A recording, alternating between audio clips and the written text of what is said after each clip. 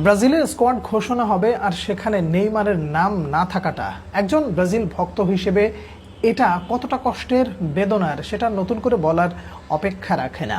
আবারও ব্রাজিল জাতীয় দলের স্কোয়াড ঘোষণার সময় হয়ে গেছে, আর এমন সময় নেইমার জুনিয়র থাকবেন কি থাকবেন না এটা নিয়ে নতুন করে জল্পনা কল্পনা তৈরি হয়ে গেছে।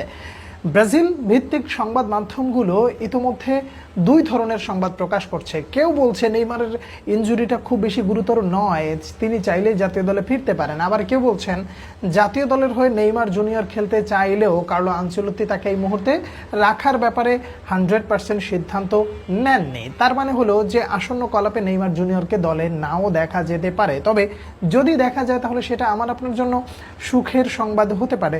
কিন্তু এই জায়গাটা আসলে এমন একটা সিচুয়েশন তৈরি হয়ে গেছে, আপনি আবেগের কারণে হোক আর যে জন্যই হোক না কেন, দীর্ঘদিন ব্রাজিলের হয়ে নেইমার জুনিয়রকে জাতীয় দলে যখন দেখছেন না, আপনার ভেতরে একটা ব্যথা কাজ করছে, কিংবা আপনি এই মুহূর্তে অপেক্ষা করতে করতে করতে করতে এই বেদনাটা আর আপনি সহ্য করতে পারছেন না। ব্রাজিল মাঠে নামবে, নেইমার জুনিয়র মোটামুটি ফিট থাকার পরেও তিনি জাতীয় দলে থাকবেন না, এটা আপনার কাছে অবশ্যই কষ্টসাধ্য একটা ব্যাপার।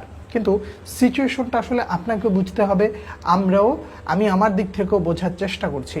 আপনাকে আসলে আমার নতুন করে বোঝানোর কিছু নেই, তবে পরিস্থিতি বলছে কার্লো আনচেলত্তি যদি সিদ্ধান্ত নেন যে নেইমারকে এই মুহূর্তে জাতীয় দলে চেয়ে তিনি নিজেকে ফিট রাখুক, সান্তোসের হয়ে যেভাবে খেলে যাচ্ছেন সেভাবে খেলে যাক, তাহলে এই সিদ্ধান্তটাকেও আপনার আমার সকলের শ্রদ্ধা জানানো উচিত, রেসপেক্ট করা উচিত। কিন্তু আমি ব্যক্তিগতভাবে, যদি আবেগী ফ্যান বলেন কিংবা বিবেকবান ফ্যান বলেন, যেটাই বলেন না কেন, আমার কাছে ব্যক্তিগতভাবে মন থেকে চাওয়া যে নেইমার জুনিয়র যদি জাতীয় দলে থাকেন 2-5 মিনিটের জন্য যদি মাঠে নামেন, তো সেটা বোধহয় খুব একটা ক্ষতি হয় না।